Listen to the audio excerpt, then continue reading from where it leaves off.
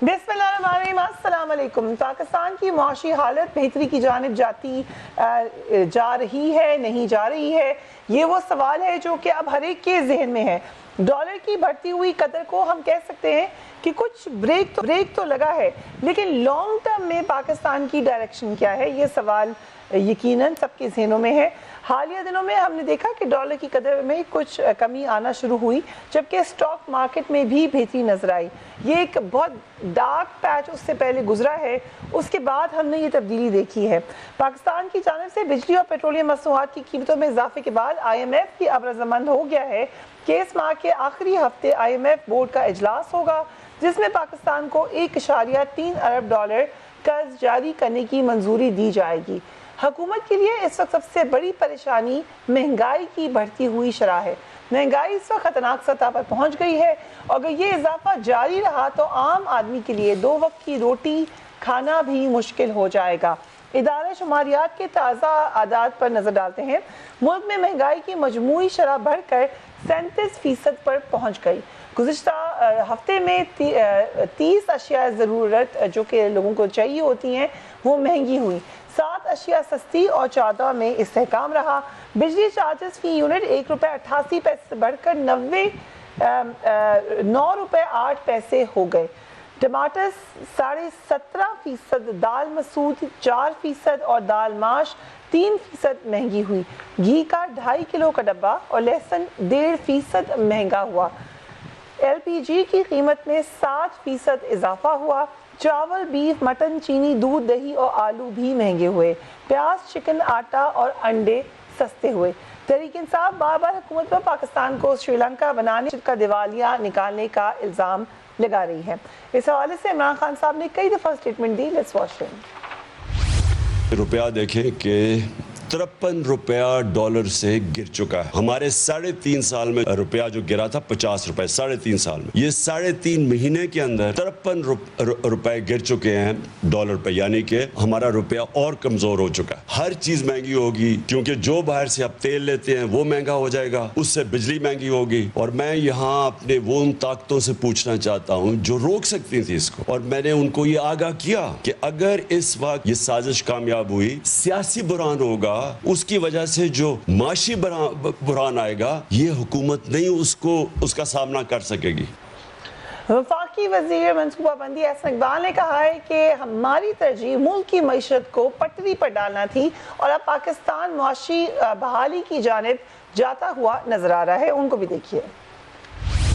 हमारे सियासत में बाल सफ़ेद हो चुके हैं। हमें इतना पता है कि किस फैसले से लोग खुश होते हैं और किस फैसले से लोग नाराज होंगे। जब आप फ्यूल सब्सिडी खत्म करेंगे तो यकीनन उसका मुल्क में कुछ अरसे के लिए एक शॉर्ट टर्म के अंदर महंगाई का इम्पैक्ट आएगा, लेकिन जब मुल्क की मईशत मुस्तहकम हो जाएगी, मुल्क की मईशत बहाल हो जाएगी, तो फिर आप महंगाई को भी नीचे लेकर आ सकते हैं। मैं अल्लाह के फजल से कह सकता हूँ, अब पाकिस्तान मुआशी बहाली के सफर पे गामजन। डॉक्टर फारूक सलीम, आज start the programme with you. आपने 31 जुलाई को आर्टिकल लिखा जिसमें आपने लिखा कि पाकिस्तान की मौजूदा मुआशी ट्रैजेक्टरी खुदकुशी की तरफ जा रही है। फिर आपने ट्वीट की कि पॉजिटिव वाइब्स आई हैं क्योंकि डॉलर की कदर कम हो रही है, स्टॉक मार्केट भी बेहतर हो रही है। लेकिन खुदकुशी के अवामिल, क्या हम कह सकते हैं कि ये ट्रेंड कंटिन्यू करेगा, या अभी ये एक वक्ती रिलीफ नजर आ रहा है आपको? देखिए, 2 बड़ी चीजें हुई हैं पिछले 2 या 3 दिनों में। एक तो अगस्त की 2 तारीख को जब इलेक्शन कमीशन का जो फैसला सामने आया है, उससे मुझे महसूस ये हो रहा है कि उसके फौरन बाद कोई 10-12 रुपए जो है वो रुपया स्ट्रेंथन हो गया, मजबूत हो गया डॉलर के सामने। और आज अगस्त की 3 तारीख को स्टॉक मार्केट कोई 900 पॉइंट मजीद ऊपर चली गई थी।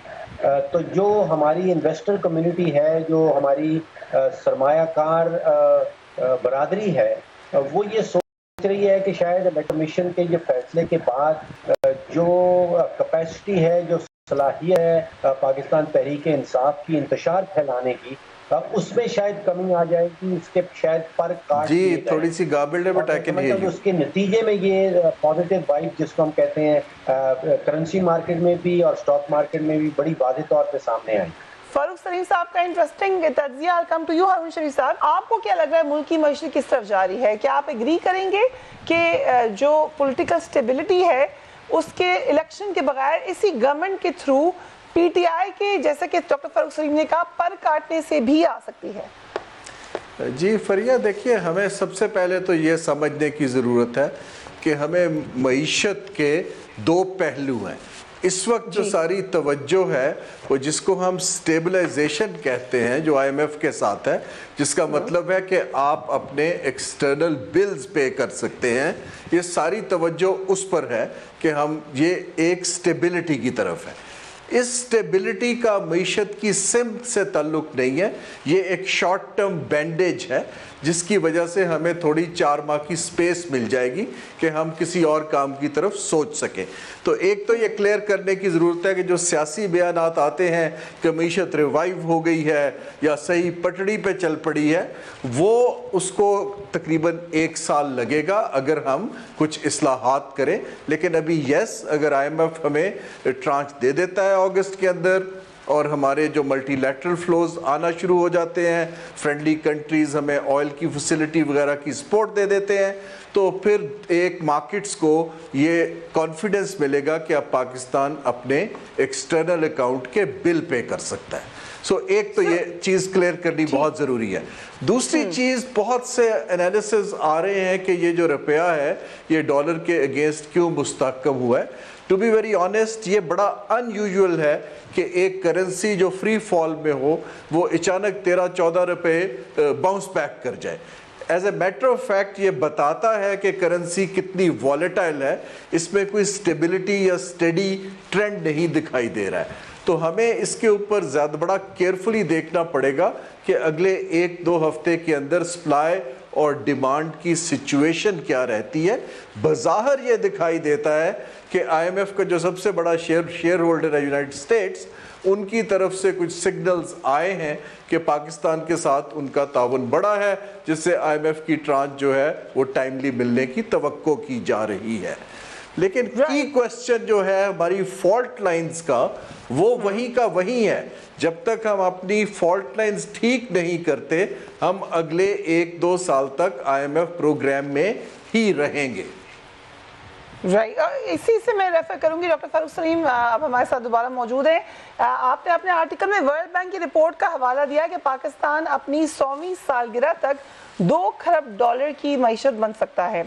हमारे पास 25 साल हैं कि कौन से इकदाम करने होंगे, और यहाँ पे तो पॉलिटिकल स्टेबिलिटी जो कि एक मेजर फैक्टर है उसमें अगले महीने का पता नहीं होता। तो ये 25 साल में क्या हम इसको बेहतर कर सकते हैं? देखिए, 2 हक़ाइक़ जो हमारे सामने हैं, उनमें से पहली हकीकत ये है कि पाकिस्तान के पास टैलेंट एग्जिस्ट करता है।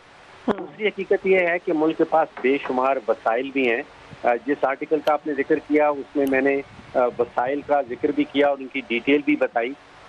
आप अगर देखिए तो जो शमसी तवानाई है वो पाकिस्तान में तकरीबन 30 लाख मेगावाट की कैपेसिटी एग्जिस्ट करती है, और आप सोचिए कि इस वक्त हम कोई 500-550 से मेगावाट से ज़्यादा शमसी तवानाई प्रोड्यूस नहीं कर रहे हैं। तो पोटेंशियल है 30 लाख का, हम बैठे हैं 550 पे।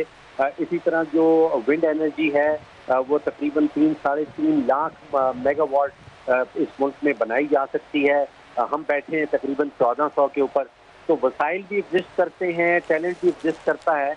तो फिर ऐसी कौन सी वजह है कि हम पीछे रह जाते हैं? और वो घूमने के बाद सियासी बैरियर्स ही नज़र आते हैं कि सियासत की बुनियाद के ऊपर हमारे यहाँ जो मिस एलोकेशन ऑफ रिसोर्सेज हुई है, अभी नहीं बल्कि पिछले 15-20-25 सालों के ऊपर जो फैली हुई है, अगर किसी तरह से सियासत और मईशत को अलग अलग कर दिया जाए, यानी कि सियासत जो है वो सियासतदान अपनी सियासत करते रहें, सियासतदान अपनी लड़ाइयाँ लड़ते रहें, लेकिन माशी पॉलिसी को सियासत से अलग कर दिया जाए। कोई एक ऐसी परमानेंट बॉडी बना दी जाए, कोई इमरजेंसी इकोनॉमिक काउंसिल टाइप की चीज़ जो कि माशी पॉलिसी की कंटिन्यूटी को गारंटी रखे। उसके नतीजे में मैं समझता हूँ कि जो मईशत की सिमत है वो बदली जा सकती है। और मैं एक एग्जांपल अगर आपके सामने रखूँ कि इटली एक ऐसा मुल्क है جس میں پچھلے 70 سالوں میں کوئی 69 گورنمنٹ سے تبدیل ہو چکی ہے. یعنی کہ اوسطاً 1 سال سے زیادہ اٹلی کے اندر کوئی حکومت نہیں رہتی، اتنی سیاسی افراتفری رہتی ہے. لیکن اس کے باوجود اس کی جو معاشی پالیسی ہے وہ سیاست سے انہوں نے اس کو آئسولیٹ کر رکھا ہے، الگ کر رکھا ہے، اور معاشی پالیسی جو ہے وہ چلتی رہتی ہے اور سیاست کی لڑائیاں جو ہیں وہ اس کے ساتھ ساتھ چلتی رہتی ہیں. So interesting. ہارون شہید صاحب، پاکستان میں ہم نے یہ ٹرینڈ دیکھا ہے اور ابھی پچھلی کچھ کنزیکٹیو حکومتوں میں بہت بہتر طریقے سے پھر دیکھا ہے کہ ہمیں بتایا جاتا ہے کہ خزانہ بالکل خالی ہے، ہم ڈیفالٹ کی طرف جا رہے ہیں. پھر یہ جب گورنمنٹ کو کچھ ٹائم ہوتا ہے تو وہ کہتے ہیں اب حالات بڑے زبردست ہیں، یا جب گورنمنٹ چلی جاتی ہے تو پھر ہمیں پتہ چلتا ہے کہ وہ ٹائم تو بڑا زبردست تھا. پھر بتایا جاتا ہے کہ اب پھر جو نئی گورنمنٹ آتی ہے کہ ہم پھر ڈیفالٹ کی طرف جا رہے ہیں، پھر خزانہ خالی ہے. کیا اس سے یہ نظر آتا ہے کہ ہمیں ایکچوئل سچویشن کا کبھی ادراک ہوتا ہی نہیں ہے اور یہ سب پولیٹیکل جاگرنگ کے اندر لپٹی ہوئی انفارمیشن ہے؟ جی ہارون شریف صاحب. جی دیکھیں فریہ، یہ سمجھنے کی بات یہ ہے کہ پاکستان کا انحصار جو ہے ایسینشل امپورٹس پر بہت بڑھ گیا ہے. اس کا مطلب یہ ہے کہ ہمیں ڈالرز کی زیادہ سے زیادہ ضرورت ہے. اب وہ جو ڈالرز کیوں نہیں آ رہے ہیں، آبویسلی سیدھا سا جواب ہے کہ ہم ایکسپورٹ بہت کم کرتے ہیں تو ہمارے پاس ڈالرز نہیں آتے ہیں، کچھ ریمیٹنس لیتے ہیں، کچھ قرض لیتے ہیں. اب یہ ایک ایکسٹرنل اکاؤنٹ کا سٹرکچرل فلا ہے. اب اگر ہم نے ایکسپورٹ کو بڑھانا ہے تو جو ٹریڈیشنل ہم دھاگا یا کپڑا چیزیں بیچتے ہیں ان کی کیپیسٹی تو میکسیمم یوز ہو چکی ہے. ہمیں اب ویلیو ایڈڈ پروڈکٹس میں آنا ہے اور نالج پروڈکٹس میں آنا ہے. 1978 میں سنگاپور نے فیصلہ کیا کہ اب وہ سکل بیسڈ جو ہیں اپنی ایجوکیشن کی بجائے جو ایفیشنسی ہوتی ہے کہ آپ نے ٹیکنوکریٹ یہ پلمبر بنا دیے، الیکٹریشین بنا دیے، فیکٹری ورکر، ہم اب higher I T base technology کی سکل میں انویسٹ کریں گے جو کہ ہماری ایکسپورٹ کر پائے گی. اس وقت وہ 300 ارب ڈالر کی ایکسپورٹ کر رہے ہیں. تو ہمیں کچھ فیصلے جس کو ہم اکنامکس میں ٹریڈ آفس کہتے ہیں وہ کرنی پڑیں گی کہ جو ہم ایک انڈسٹری کو پیٹنائز کرتے ہیں، اس کو پروٹیکشن دیتے ہیں، ہمیں اب وسائل کو کچھ ایسی جگہ ڈالنا پڑے گا جس کو ہم کہتے ہیں کہ ہمیں ونرز پک کرنے پڑیں گے. سو ایک تو یہ سٹرکچرل فیصلہ ہے. دوسری چیز یہ ہے کہ 2 فالٹ لائنز جن کا ذکر کم ہوتا ہے سیاسی عدم استحکام کے علاوہ. دیکھیے ہم ایک ایکسٹرنل جو ہیں کانفلکٹ کو بھی کنسسٹنٹلی ڈیل کر رہے ہیں. تو انویسٹرز دیکھتے ہیں کہ خطے کے اندر نیبرز کے ساتھ تعلقات کیسے ہیں، اور فیوچر میں فرینکلی 2 نیوکلیئر پاورز ہیں جو کہ ایک دوسرے سے بات نہیں کر رہی ہیں. دوسری ہماری ایک اور فالٹ لائن جو میجر ہے وہ ہمارا پاور سیکٹر ہے، کیونکہ ہمارا پاور سیکٹر جو ہے وہ آپ دیکھیں سرکولر ڈیٹ بڑھتا چلا جا رہا ہے. اور تیسری جو فالٹ لائن ہے وہ ہمارا جو ویسٹیج ہے اسٹیٹ اونڈ انٹرپرائزز میں. تو اس کا حل کیا ہے؟ دیکھیں ہم نے اگر آگے چلنا ہے تو ایک تو اکنامک گورننس کی بات ہے کہ میرٹ کے اوپر کچھ لوگوں کو سپیس دینی پڑے گی. یہ نہیں ہو سکتا کہ ہر ادارے میں اپنا بندہ لگایا جائے. یہ جو ایک اپنا بندہ کا کلچر ہے اس نے پاکستان کو تباہ کر دیا ہے، کیونکہ مارکیٹس جو ہیں بڑی سمارٹ ہیں، وہ جو ہی کرونیزم دیکھتے ہیں وہ پیچھے ہٹ جاتے ہیں. دوسری چیز ہمیں یہ کرنی پڑے گی کہ یہ ساری کی ساری پالیٹکس کو اکنامکس سے انسولیٹ تو نہیں کیا جا سکتا، لیکن جو ہماری ترجیحات ہیں 3-4 ریفارم کی اس کو کنٹینیوٹی دینے کے لیے ایک سپیس کریٹ کی جا سکتی ہے. جیسے کہ گورنمنٹ کے کچھ ادارے ہیں، پرائیویٹائزیشن کمیشن کو وزارت بنانے کی کوئی ضرورت نہیں تھی، پلاننگ کمیشن کبھی وزارت نہیں ہوتا تھا، بورڈ آف انویسٹمنٹ بھی منسٹری نہیں تھی. اس کو سیاستدانوں اور بیوروکریٹ نے کیپچر کر لیا ہوا ہے. اگر آپ پروفیشنلز کو دے دیں تو یہاں کچھ نہ کچھ سمت بننی شروع ہو جائے گی. اور ابھی نظر یہ آ رہا ہے کہ جو کولیشن گورنمنٹس ہوتی ہیں ان کے اندر یہ سمت بننی مشکل ہوتی ہے، کیونکہ وہ پاپولسٹ فیصلے کرتے ہیں، الیکشن کی طرف دیکھتے ہیں. لیکن اب انفارچونیٹلی پاکستان جو ہمیشہ اپنی جیو پولیٹیکل انگیجمنٹ سے ایک کنسیشنز یا ویور لیتا تھا، اب ہماری وہ بارگیننگ پاور فریہ ختم ہو گئی ہے.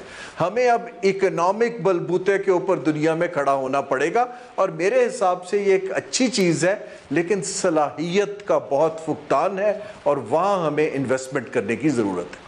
رائٹ. سو ڈاکٹر فاروق سلیم، ابھی آپ نے کچھ فیکٹرز بتائے کہ جس کی وجہ سے ہمیں نظر آیا کہ ڈالر میں جو ہے اس کے مقابلے میں روپے کی قدر میں کچھ استحکام آیا ہے.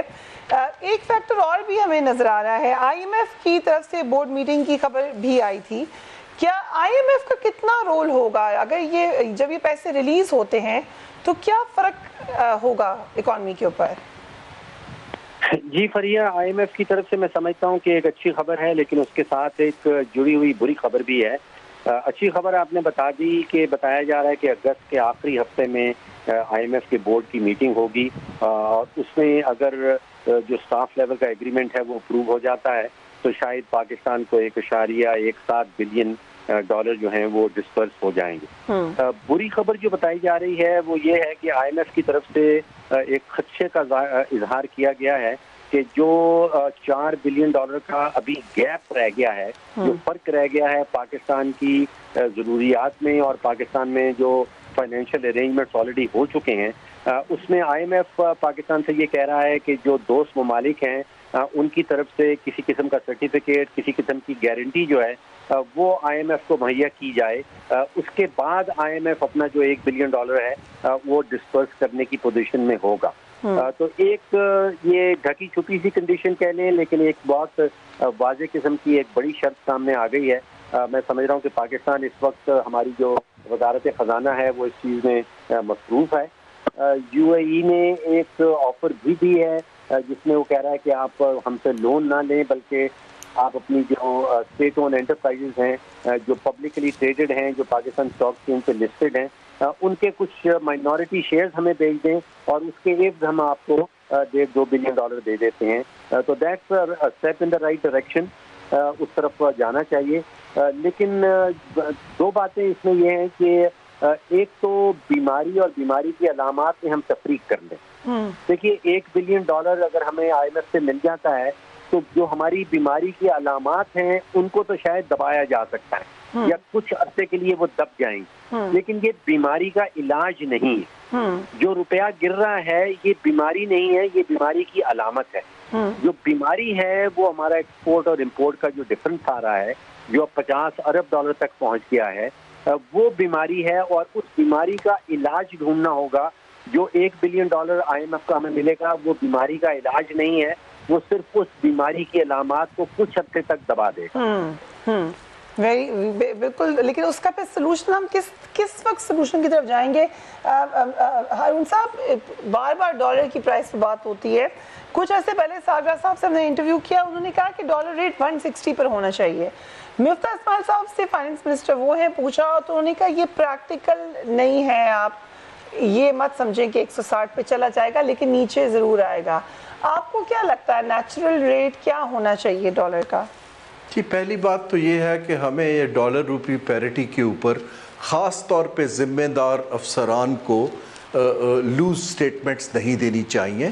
اس سے مارکیٹ میں پینک پھیلتا ہے، غلط خبریں جاتی ہیں. یہ اس وقت جو ہے پوری دنیا کے اندر 3-4 فیکٹرز چل رہے ہیں اگر آپ نوٹ کریں. ایک تو امریکہ اور برطانیہ جیسی جگہ پہ انفلیشن 9 سے 10% پہ پہنچ رہی ہے، انٹرسٹ ریٹس بڑھ رہے ہیں، اکنامک گروتھ گلوبل جو ہے 6.1% سے 3.2% پہ چلی گئی ہے. چائنا کی گروتھ بھی گھٹ گئی ہے. پہلی دفعہ میں دیکھ رہا ہوں کہ جو پاکستان سفر کر رہا ہے کسی نہ کسی لیول پہ دنیا کی ڈیولپڈ کنٹری بھی اسی سے ڈیل کر رہے ہیں.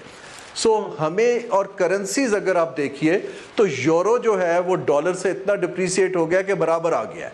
پاؤنڈ جو ہے وہ 1.2 ہو گیا ہے ڈالر کا. سو اس وقت ڈالر کی جو فیڈرل ریزرو ہے اس نے سپلائی کم کی ہوئی ہے، وہ اکانومی کو اس وقت کریکشن کی طرف لے جانا چاہ رہے ہیں. تو ہمیں یہ چاہیے کہ بجائے اس کے کہ ہم پریڈکشنز کریں، ہمیں اس وقت دیکھنا یہ ہے کہ روپے کو ہم نے کس سطح پر ایک سٹیبلٹی دینی ہے. یہ جو ایک فلکچویشن ہے کرنسی کے اندر یہ اچھا سائن نہیں ہے، اپورڈ بھی اور ڈاؤن ورڈز بھی، کیونکہ یہ وقتی طور پہ آتی ہے، اس کے بعد یہ ریورسل شروع ہو جاتا ہے. اب یہ جو استحکام ہے دیکھیں یہ تو سپلائی ڈیمانڈ کا سیدھا سا اکنامکس 200 برس سے بدلی نہیں ہے. اگر آپ کو ڈالر کی ضرورت ہے، آپ کا انحصار اسینشل امپورٹس پر ہے اور آپ کی انفلیشن بہت ہائی ہے، تو ہمیں اس وقت ڈالرز کی ضرورت ہے تو روپیہ تو کمزور ہوگا.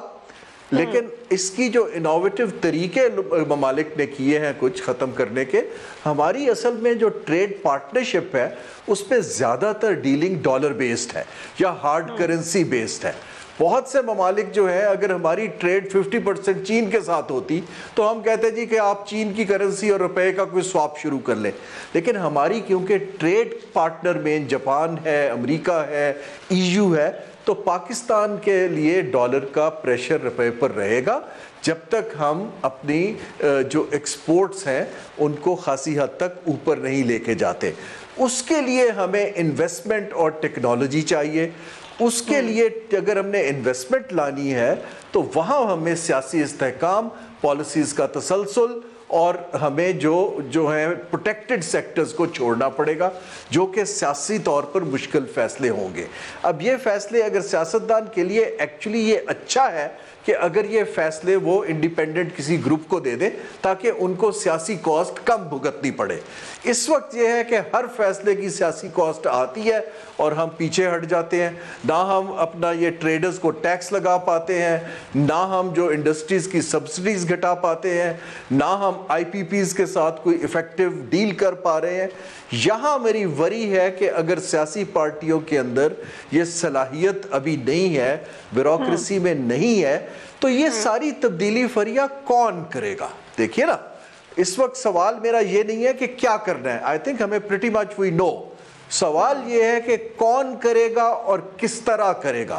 اس کی ہمارے پاس سکسیسفل ایگزامپلز کیمبوڈیا کی ہیں، بنگلہ دیش کی ہیں، ویتنام کی ہیں. اگر ہم سیکھنا چاہیں تو ہمیں اس وقت بڑی ایکٹیولی یہ سلوشن دیکھنا ہے. گورنمنٹ ہیز بیکم ایک ایریا جو کہ صرف پروسیس کرتا ہے، آؤٹ کم کی طرف نہیں جاتا ہے.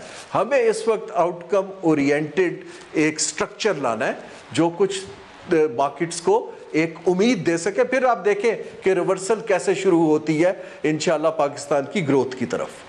Right, so let's hope for that. ادارہ شماریات کے مطابق جولائی میں مہنگائی کی شرح 24.9% ہے اور ہفتہ وار مہنگائی کی شرح 37% سے زیادہ ہو چکی ہے. ڈاکٹر فاروق سلیم، یہ عام آدمی کا تو ایک ہی سوال ہے کہ یہ کبھی ٹھیک ہوگا کہ نہیں؟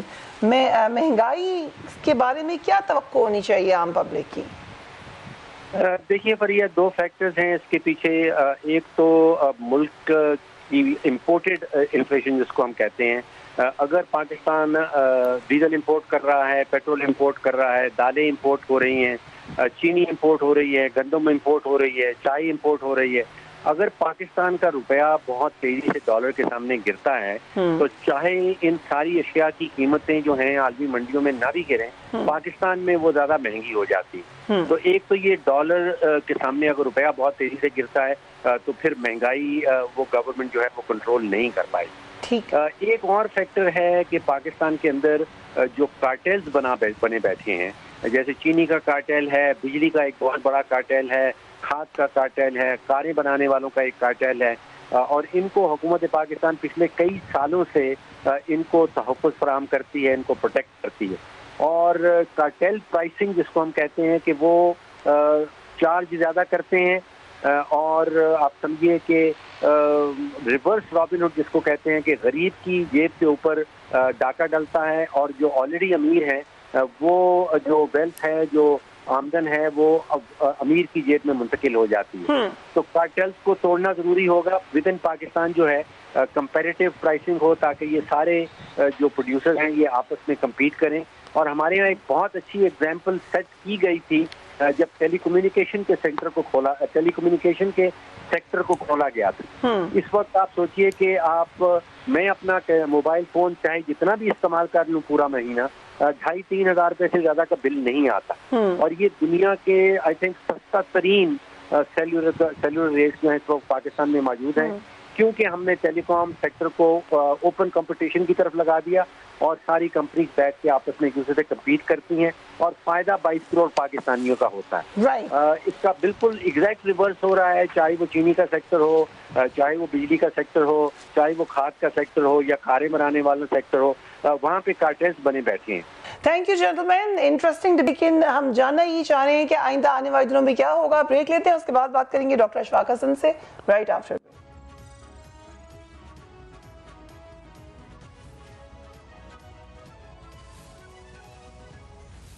And welcome back. Doctor Ashfaq Hasan ہمیں جوائن کر رہے ہیں. Thank you so much for being on the programme. Doctor صاحب, جب سے خبر آئی ہے کہ IMF بورڈ کا جو اجلاس ہے وہ جلد ہونے جا رہا ہے تو مارکیٹ میں استحکام نظر آیا ہے, ڈالر کی قدر میں مسلسل کمی ہوئی, اسٹاک مارکیٹ میں بہتری بھی آئی. کیا ہم اچھی امید رکھیں کہ ایسے ہی چلتا رہا تو ہم شاید استحکام کی طرف جاتا ہوا دیکھیں معیشت کو؟ دیکھیں پہلی بات یہ کہ آپ کا جو سوال ہے کہ IMF کے ساتھ ہماری جو بات چیت طے ہو گئی ساری, تو اس کے بعد جو ہے وہ تمام اچھی خبر کی وجہ سے ایکسچینج ریٹ ہمارا اپریشیٹ ہونے لگا, روپی اپریشیٹ ہو رہا ہے. یہ بات میں نہیں مانتا ہوں. اس کی وجہ یہ ہے کہ یہ تو بہت پہلے سے یہ طے ہو گیا تھا کہ 7th ریویو جو ہے 6th and 7th combined review, یہ تو اسٹاف لیول اگریمنٹ ہو چکا تھا آلریڈی. ہم تو انتظار کر رہے تھے کہ یہ بورڈ میں کب جائے گا. تو اس کا تو اس سے کوئی تعلق نہیں ہے. جو ابھی اگر ایکسچینج ریٹ میں روپی نے تھوڑا سا گین کیا ہے, اس کا اس سے کوئی تعلق نہیں ہے. یہ تو خبر بہت پرانی ہو گئی ہے کہ ہمارے اگریمنٹ جو ہے IMF سے ہو گئے ہیں. یہ بہت پہلے پریس ریلیز بھی جاری ہو گیا تھا کہ اسٹاف لیول اگریمنٹ ہو گئے ہیں, اور ایک دو چیزیں تھی جو حکومت پاکستان نے آلریڈی کر دیا تھا. تو ابھی تو ہاں, اگر یہ ہوتا کہ 25 اگست کے بجائے جو بورڈ کی میٹنگ میں یہ ہمارا جو اسٹاف لیول اگریمنٹ جو ہے وہ پیش کیا جائے گا 25 اگست کو, اگر یہ 10 اگست کو اگر ہو جائے, 8 اگست کو ہو جائے, تو میں کہوں گا کہ دیکھیں اس سے جو ہے ایڈوانسمنٹ کی وجہ سے بھی جو ہے وہ مارکیٹ میں ایک بہتری آئی ہے. ایسا نہیں ہوا ہے کیونکہ وہ 25 اگست کو ہی جو ہے وہ بورڈ پہ آئے گا یہ. تو اس کا اس سے کوئی تعلق نہیں ہے. اگر آپ کا سوال ہے کہ یہ کیوں بہتری آئی ہے, تو اس کا میں آپ کو جواب دے دوں. 2-3 چیزیں ہیں اس میں. ایک تو یہ ہے کہ اس میں کوئی ہماری اکنامک فنڈامنٹلز میں بہتری نہیں آئی ہے جس کی وجہ سے ہمارا ایکسچینج ریٹ اپریشیٹ ہوا ہے. جو سب سے امپورٹنٹ جو نزدیک ہے میرے 2-3 ہے. ایک تو یہ ہے کہ اسٹیٹ بینک نے LC اوپن کرنے میں بڑی رکاوٹیں کھڑی کر دی ہیں کمپنیوں کی. تو جب تک LC کھلے گا نہیں تو LC ہی تو ڈالر کی ڈیمانڈ کو کریٹ کرتا ہے. اگر ہم LC کو نہ کھولنے دیں یا اس کو اتنا ڈیلے کر دیں تو ڈالر کی ڈیمانڈ تو پھر اس طریقے سے تو نہیں ہوگا. تو ڈالر کی ڈیمانڈ کم ہو جائے گا. جب ڈالر کی ڈیمانڈ کم ہوگا تو ڈالر پہ پریشر بھی کم ہو جائے گا. روپی اپریشیٹ ہوا ہے. اس کے ثبوت بھی یہ ہے کہ آپ دیکھیں کہ ٹویوٹا کمپنی نے اپنے بہت سارے جو پروڈکشن ان کے تھے یہاں پر آپریشن, اس کو اسٹاپ کر دیا ہے. اناؤنسمنٹ کی ہے انہوں نے کہ جی ہمیں LC کھولنے میں, کیونکہ یہ سب جو ہے ناک ڈاؤن کنڈیشن میں گاڑیاں باہر سے امپورٹ کرتے ہیں, یعنی کہ پارٹس گاڑیوں کے آتے ہیں یہاں اس کو اسمبل کیا جاتا ہے. تو جب تک آپ LC میں اس کو اوپن نہیں کریں گے تو پارٹس آئے گا کیسے باہر سے. تو جب آپ نے LC کو ڈیلے کرنا شروع کیا تو پارٹس نہیں آ رہے ہیں. جب پارٹس نہیں آ رہے ہیں تو پروڈکشن کم ہوگا, اور جن لوگوں نے بکنگ کرائی ہوئی تھی ان کو ٹائم پہ ڈیلیور نہیں ہوگا. تو اس لیے ٹویٹر نے یہ بھی اناؤنس کیا کہ ہم جن لوگوں نے بکنگ کرائی ہوئی تھی ہم اس کی بکنگ پر بھی واپس کر دیں گے. اسی طریقے سے سوزوکی ہے, ہونڈا ہے, کیا والے موٹرز ہیں, ان سب نے اپنے پروڈکشن کو کم کر دیا ہے. وجوہات اس کی کیا ہے؟ LC جو ہے وہ کھل نہیں رہا ہے. تو جب LC نہیں کھولیں گے, امپورٹ کو بالکل بند کر دیں گے تو ڈیمانڈ فار ڈالر گر جائے گا. جب ڈالر کی ڈیمانڈ گرے گی تو کسی اور کی ڈیمانڈ بڑھ جائے گی, روپی اپریشیٹ ہو گیا ہے. تو یہ ایک مین اس کی ایک ریزنز ہے. دوسری اس میں یہ ہے کہ اس کے پیچھے سیاست بھی ہو سکتی ہے. اس کی ٹائمنگ جو ہے, جو ججمنٹ ہے ہمارے ہائی کورٹ کا, الیکشن کمیشن کا جو ججمنٹ ہے اس کی ٹائمنگ سے بڑا کوئنسائیڈ کر رہا ہے. جو بھی فیصلہ آیا ہے اس کے بعد ڈالر جو ہے وہ نیچے چلا گیا, روپیہ اوپر آ گیا. تو اس کو ایک سیاسی اینگل بھی اس کا دیا گیا ہے. میں چونکہ سیاست دان نہیں ہوں, میں صرف فلیگ کر سکتا ہوں, اس پہ کامنٹس نہیں کروں گا. ڈاکٹر صاحب, ڈالر کی اصل قدر ہونی کتنی چاہیے؟ اسحاق ڈار صاحب نے یہ اسٹیٹمنٹ دی کہ 160 پر آ سکتا ہے. آپ کی کیا رائے ہے؟ ہم جیسے ملکوں میں یہ سب چیزیں جو ہے بے معنی ہوتی ہیں. کہ ڈالر کی ویلیو کہاں پر ہوگی. یہ بڑی بڑی مارکیٹ جہاں پر ہوتی ہیں، مارکیٹ جو ہے اس ملک کے ایکسچینج ریٹ کو ڈٹرمن کرتا ہے. آپ 15-20 ملین ڈالر کی مارکیٹ ہے، 15-20 بلین ڈالر کراچی کے مارکیٹ میں پھینک دو، آج کہیں سے کہیں چلا جائے گا ایکسچینج ریٹ. تو اس لیے اس کی ویلیو کہاں پر ہونی چاہیے یہ ایک ڈیبیٹیبل ایشو ہے. اگر اسحاق ڈار صاحب 160 کہتے ہیں، بالکل صحیح کہتے ہوں گے. کوئی آپ کو 100 کہے گا 165 صحیح ہے، وہ بھی صحیح کہہ رہا ہوگا. اگر میں کہوں کہ 170 ہوگا میں بھی صحیح کہہ رہا ہوں. تو اس پہ مطلب زیادہ اس پہ بحث نہیں کرنی چاہیے کہ اس کی ویلیو کہاں پر ہونی چاہیے. یہ ہم جیسے ملکوں میں ایکسچینج ریٹ یہ بائیں ہاتھ کا کھیل ہے، اوپر سے نیچے اور نیچے سے اوپر کرنے کا. ادارہ شماریات کے جاری ہونے والے جو لیٹسٹ فگرز ہیں ان کے مطابق جولائی کے مہینے میں مہنگائی کی شرح 24% رہی، جو کہ بڑی ہائی ہے. ہفتہ وار مہنگائی کی شرح 37% سے بھی زیادہ بتائی جا رہی ہے. کیا ہم یہ سمجھیں گے کہ IMF سے معاہدے کے بعد اور دیگر اداروں سے قرض کی رقم ملنے کے بعد مہنگائی میں کچھ کمی آنے والی ہے؟ دیکھیں اس کا IMF کے پروگرام سے، ہم تو IMF کے پروگرام میں آج سے تھوڑی ہیں، 34 سال سے ہے. یا اس حکومت میں جب آئی تھی تو یہ ہم نے اکتوبر نومبر 2018 سے IMF کھیلنا شروع کر دیا تھا. تو یہ تو ہم بہت پہلے سے ہی ہیں IMF میں. تو IMF کے پروگرام میں رہتے ہوئے تو مہنگائی بڑھی ہے. دیکھیں مہنگائی میں 2 یا 3 فیکٹر جو ہیں وہ بہت امپورٹنٹ رول پلے کیا ہے پاکستان میں. ایک تو یہ ہے کہ انٹرنیشنل جو پرائسز ہے کموڈیٹیز کی، جس میں تیل بھی آتا ہے، خوردنی تیل بھی ہے، جس میں آپ کے پیٹرول ہے، ڈیزل ہے، گیس کی قیمت بھی ہے، انرجی بھی ہے. ان سبوں کی قیمتیں عالمی منڈی میں بہت زیادہ بڑھ گئی تھی. تو جب آپ مہنگی چیزوں کو باہر خریدیں گے اور ملک میں لائیں گے تو مہنگا بکے گا وہ. تو ایک تو یہ وجہ مہنگا تھی کہ دنیا میں مہنگائی ہوئی تھی تو اس کا اثرات ہم پہ پڑے ہیں. لیکن اس کے علاوہ بھی جو سب سے بڑی وجہ ہے ملک میں مہنگائی میں بڑھنے کا اور مہنگائی برقرار رکھنے کا، وہ ہے ہمارا ایکسچینج ریٹ. کہ جب یہ جب ہمارے ہاں جب ووٹ آف نو کانفیڈنس کی کہانی شروع ہوئی مارچ کے مہینے میں، تو ہمارا ایکسچینج ریٹ 177.50 پیسہ تھا $1. یعنی کہ 1 مارچ میں 177.5 روپیہ پر ڈالر تھا، اور مارچ کے آخر میں یہ 182 ہو گیا تھا. اور جب یہ حکومت پچھلے والی ختم ہوئی اور نئی حکومت آئی تو اس دن ایکسچینج ریٹ تقریباً 185 روپے پر ڈالر تھا. پھر اس کے بعد سے اس حکومت کے آنے کے بعد یہ پہنچ گیا 240 242 245 کے قریب. وہاں سے تھوڑا سا ریٹریٹ کیا ہے اس نے ابھی.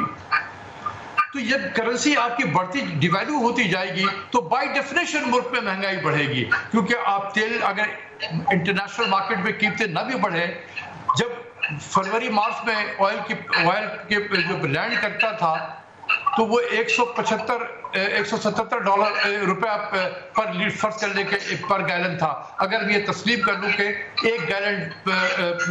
$1 پر گیلن جو ہے انٹرنیشنل پرائس ہے، تو اس کے لینڈڈ پرائس 177-178 ہوتی تھی.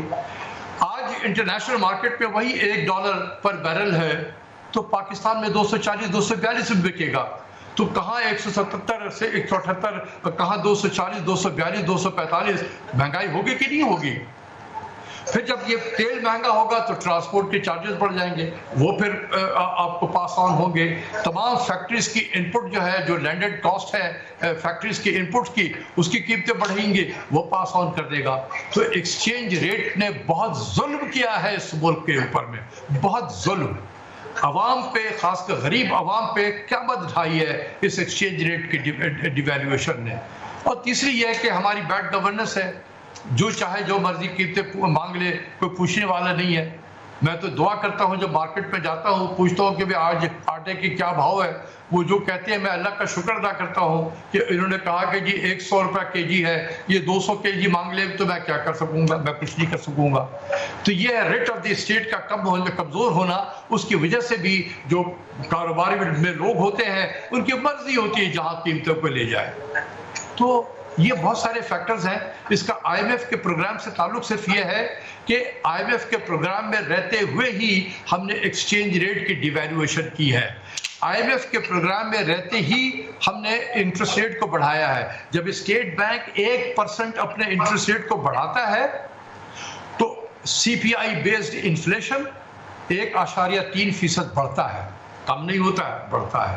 تو یہ وجوہات ہے. آئی ایم ایف کا اس طریقے سے رول ہے اس مہنگائی کو یہاں پرسسٹ کرنے کا. وقت ہوا ایک بریک کا and we will be right.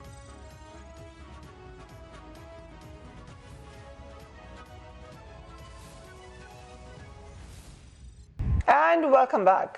Doctor صاحب, مفتاح اسماعیل فائنانس منسٹر ایک کلیم کر رہے ہیں. وہ کہہ رہے ہیں کہ ماہانہ بنیادوں پر جولائی میں امپورٹس میں 38% کمی آئی ہے, اس کے ساتھ ہی ایکسپورٹس بھی 20% کم ہوئی ہیں. کیا اس تناسب سے امپورٹس میں کمی کو بھی ہم کہہ سکتے ہیں کہ معیشت کے لیے یہ پازیٹیو سائن ہے؟ دیکھو نا, امپورٹس کیوں کم ہوئی ہے. امپورٹس, میں ایک فیکٹری والا ہوں, میں نے اپنا مال منگوانا ہے باہر سے, را مٹیریل اپنے فیکٹری کے لیے, لیکن اسٹیٹ بینک مجھے ایل سی نہیں کھول کے دیتا, اس کے لیے ڈالر نہیں دے گا, تو میں ایل سی نہیں کھول سکوں گا. جب میں ایل سی نہیں کھولوں گا تو میں اپنا مال بھی نہیں منگاؤں گا. جب میں مال نہیں منگاؤں گا تو میرا امپورٹ کم ہو جائے گا. تو یہ جو امپورٹ میں جو کمی ہوئی ہے, یہ اسٹیٹ بینک نے ایک طریقے سے ریگولیٹ کیا ہے امپورٹ کو, کہ وہ ایل سی ڈی کھولنے دے رہے ہیں لوگوں کی. جب تک ایل سی ڈی کھولیں گے آپ کو ڈالر نہیں دے گا اسٹیٹ بینک, آپ کا ایل سی نہیں کھول سکتا ہے. L C means letter of credit, تو اس کے لیے ڈالر دینا پڑتا ہے نا اسٹیٹ بینک کو. تو وہ جب تک نہیں دے گا تو ایل سی نہیں کھلے گی. جب ایل سی نہیں کھلے گی تو مال بھی نہیں آئے گا. جب مال نہیں آئے گا تو امپورٹ نہیں ہوگا. تو اس لیے امپورٹ گر گیا ہے. جہاں ایکسپورٹ گر گیا ہے, ہمارا ایکسپورٹ بھی 5.2% کم ہوا ہے ہمارا. اس کی وجہ یہ ہے کہ دیکھیں, امپورٹ میں تو چیزیں ملک سے باہر سے آتی ہیں, وہ شپ کے ذریعے سے سمندری راستے سے ہوتا ہوا کراچی پورٹ پہ پہنچا اور وہاں پر وہ ان لوڈ ہوا. جب کسٹم کی کلیئرنس ہوئی تو کسٹم والوں نے بتا دیا کہ بھئی اتنے مالیت کی امپورٹ ہوئی ہے, اتنے, اور یہ اس کے ڈالر کی یہ ویلیو ہے. لیکن ایکسپورٹ جو ہے وہ جب تک کہ فیکٹری گیٹ سے نکل کے مال سی پورٹ پہ نہیں پہنچے گا اور کسٹم سے نہیں گزرے گا, کیسے پتہ چلے گا کہ کتنا ایکسپورٹ ہوا ہے یا نہیں ہوا ہے. تو آپ یاد رکھیں کہ جولائی کے مہینے میں عید کی چھٹیاں تھیں, کوئی 8 سے 10 دن مارکیٹ ہماری بند رہی تھی, چھٹی ہو گئی تھی. تو اس کی وجہ سے جو پورٹ پہ کام کرنے والے مزدور ہیں وہ بھی چھٹیوں میں چلے گئے تھے, تو پورٹ پہ کوئی کام نہیں ہوا. اسی طریقے سے کراچی میں اس کے بعد بارشوں کا سلسلہ شروع ہوا اور کراچی ڈوب گیا. تو فیکٹری گیٹ سے ٹرکس جو ہے سامان لے کے وہ پورٹ تک آئے کیسے, کیونکہ ہر طرف تو پانی ہی پانی تھا. تو جب تک پورٹ پہ چیزیں نہیں پہنچیں گی ایکسپورٹ کیسے ہوں گی. تو اس کی وجہ سے بھی جو ہے ہمارے ایکسپورٹ میں کمی ہوئی ہے, تقریباً $200 ملین کی کمی ہوئی ہے جولائی کے مہینے میں. تو ہمیں ایک مہینے کے اتار چڑھاؤ پہ کوئی ججمنٹ پاس نہیں کر دینا چاہیے. مفتاح اسماعیل صاحب ایک سیاستداں ہیں اور ان کو یہ بولنے کا حق ہے, کیونکہ سیاست پہ پوائنٹ اسکورنگ جو ہے وہ ضرور ہوتی ہے, تو ان کا حق ہے کرنے کا, وہ کریں گے. لیکن ہماری جو ٹریننگ ہے کہ کبھی بھی 1 مہینے 2 مہینے کے نمبر کے بیسس پہ آپ ججمنٹ نہ پاس کریں. حکومت نے ستمبر تک تقریباً 8 روپے بجلی مہنگی کرنی ہے, جس میں 3.5 روپے کا اضافہ آلریڈی ہو چکا ہے. اس سے کیا امپیکٹ آنے جا رہا ہے, برآمدات پر کتنا منفی اثر پڑے گا, جبکہ ماہانہ بنیادوں پر جولائی میں 20% برآمدات پہلے ہی کم ہیں؟ دیکھیے, کاسٹ آف پروڈکشن جب بڑھے گا, بجلی کی قیمت جو ہے, انرجی جو ہے لائف بلڈ ہے کسی بھی انڈسٹری کی, کسی بھی ملک کی اکانومی کی. اگر اس کی قیمت بڑھ جائے تو تمام, اگر ان پٹ کی قیمت بڑھ جاتی ہے تو صرف بجلی کی قیمت کی وجہ سے ان پٹ نہیں بڑھتی ہے. جب آپ ایکسچینج ریٹ کو ڈی ویلیو کرتے ہیں تو 60% جو ہے ہماری انڈسٹریز کی جو ان پٹ ہے وہ امپورٹ بیسڈ ہے, امپورٹڈ ہے. تو جب آپ کی کرنسی ڈی ویلیو ہوگی, وہ 60% امپورٹڈ انپٹس کی قیمت بھی بڑھ جائے گی, لینڈڈ کاسٹ اس کا بڑھ جائے گا, تو اس کا کاسٹ آف پروڈکشن بڑھتا ہے. اوور اینڈ ابو جب اسٹیٹ بینک انٹرسٹ ریٹ کو بڑھا دیتا ہے, جیسے ڈسکاؤنٹ ریٹ کو 15% پہ لے گئے, اگر میری فیکٹری ہے مجھے بورو کرنا ہے, ایون ورکنگ کیپٹل کے لیے بورو کرنا ہے, تو مجھے تو بہت ایکسپینسو بورو ہوگا کریں گے. تو میں نے بھی تو پاس آن کرنا ہے اس کو کنزیومر کے اوپر میں. پھر اگر گورنمنٹ بجلی اور گیس کی قیمتیں بھی بڑھا دے تو میرا کاسٹ آف پروڈکشن مزید بڑھ گیا تو میں وہ بھی پاس آن کروں گا. تو وہ اس کی وجہ سے بھی مہنگائی ہو رہی ہے کہ کاسٹ آف پروڈکشن جو ہے وہ پاس آن ہو رہا ہے. ملک میں شرح سود اس وقت 15% ہے. کیا اس کو کم ہونا چاہیے اور شرح سود کتنے فیصد پر مناسب رہے گی ان یور اوپینین؟ اس میں دو اوپینین ہے. ایک وہ اسکول آف تھاٹ ہے جو شکاگو کو بلیو کرتا ہے, جو یہ سمجھتا ہے کہ ہر چیز جو ہے every thing is a monetary phenomena. Pakistan میں انفلیشن ایکسیسو منی کی وجہ سے ہے یا چیزوں کی ایکسیسو ڈیمانڈ کی وجہ سے ہے. یہ بالکل غلط ہے. پاکستان میں سپلائی باٹل نیکس کی وجہ سے, سپلائی شارٹیج کی وجہ سے انفلیشن ہوتی ہے. تو ہمارے یہاں انفلیشن جو ہے وہ سپلائی سائڈ فنامنا ہے جس کے لیے انٹرسٹ ریٹ جو ہے is not the right instrument. آپ سپلائی باٹل نیکس ہے, سپلائی سچویشن کو بہتر کریں. کسی چیز کموڈٹی کی پرائس کم ہو گئی ہے, آپ اس کے سپلائی کو بہتر کر دیں, چاہے وہ پروڈکشن بڑھا کے کریں چاہے وہ امپورٹ کو کر کے کریں, تاکہ سپلائی ڈیمانڈ کا بیلنس آپ مینٹین کر کے رکھیں. تو ہمارے یہاں سپلائی سائڈ فنامنا ہے سپورٹڈ بائی اور complemented by government increase in government administered prices. جیسے گورنمنٹ بجلی کی قیمت بڑھا دے, گیس کی قیمت بڑھا دے, اس کی وجہ سے یہ انفلیشن پاکستان میں ہوتا ہے. تو یہ کتنا ہونا چاہیے انٹرسٹ ریٹ؟ میں سمجھتا ہوں کہ اگر سنگل ڈیجٹ انفلیشن جو ہے that will encourage private sector investment. Single digit پہ ہونا چاہیے اور اس کا انفلیشن سے کوئی لنک نہیں ہے. یہ ہمارے بہت سارے ایک ہے وہ ریئل انٹرسٹ ریٹ دیکھا جائے, وہ ریئل انٹرسٹ ریٹ جو ہے وہ نیگیٹو ہو گیا, پازیٹیو ہو گیا ہے. آپ امریکہ میں کوئی نہیں بولتا. امریکہ میں اس وقت انفلیشن 8.5-9% کے قریب ہے. 42-45 سال میں ہائیسٹ انفلیشن ریٹ ہے. ان کا جو پالیسی ریٹ ہے وہ 2.5 سے 3% ہے. تو 6% کے قریب جو ہے وہ اگر نیگیٹو ریئل انٹرسٹ پہ امریکہ جو ہے وہ آپریٹ کر رہا ہوتا ہے تو ہم تو ڈیولپنگ کنٹریز ہیں بھائی, ہمیں وہ اکنامکس تو نہ پڑھاؤ. میں اسٹیٹ بینک سے مخاطب ہوں کہ ہمیں یہ لیکچر نہ دیا کرو ریئل انٹرسٹ ریٹ نیگیٹو ہے یا پازیٹیو ہے. یہ جو بہت سارے ہمارے آئی ایف آئیز کے ریٹائریز ہیں وہ اس پہ بہت زیادہ بلیو کرتے ہیں, ریئل افیکٹو ایکسچینج ریٹ یا ریئل انٹرسٹ ریٹ. امریکہ میں کیوں نہیں کہتے جا کے وہاں پر کہ یار تمہارے یہاں 6% نیگیٹو ریئل انٹرسٹ ریٹ ہے؟ وہاں تو زبان بند رہتی ہے, یہاں بولتے ہیں وہ, کیونکہ ہمارے ملک میں زیادہ تر ان پڑھ لوگ ہیں. اسی لیے میں کہتا ہوں this is the beauty of keeping your nation illiterate. This is the beauty of keeping your nation illiterate. جو مرضی آیا بول دو, تالیاں بج جائیں گی اس میں. ڈاکٹر صاحب, آپ نے اپریل سے اب تک موجودہ حکومت کے معاشی اقدامات کا جائزہ یقیناً لیا ہوگا. You must be following it. کیا ہم کہہ سکتے ہیں کہ ڈائریکشن ٹھیک ہے ان کی؟ میں تو نہیں دیکھتا ہوں کہ کوئی معاشی کوئی پالیسی لی گئی ہوگی, سوائے اس کے کہ ایل سی کو جو ہے ایل سی کے اگینسٹ جو ہے ڈالر نہ دو. اسٹیٹ بینک یہی کام کر رہا ہے. یہ ایک ایڈمنسٹریٹو طریقے سے امپورٹ کو قرض کیا جا رہا ہے, بس یہی پالیسی ہے. اس میں حکومت وقت کا کوئی کام نہیں ہے.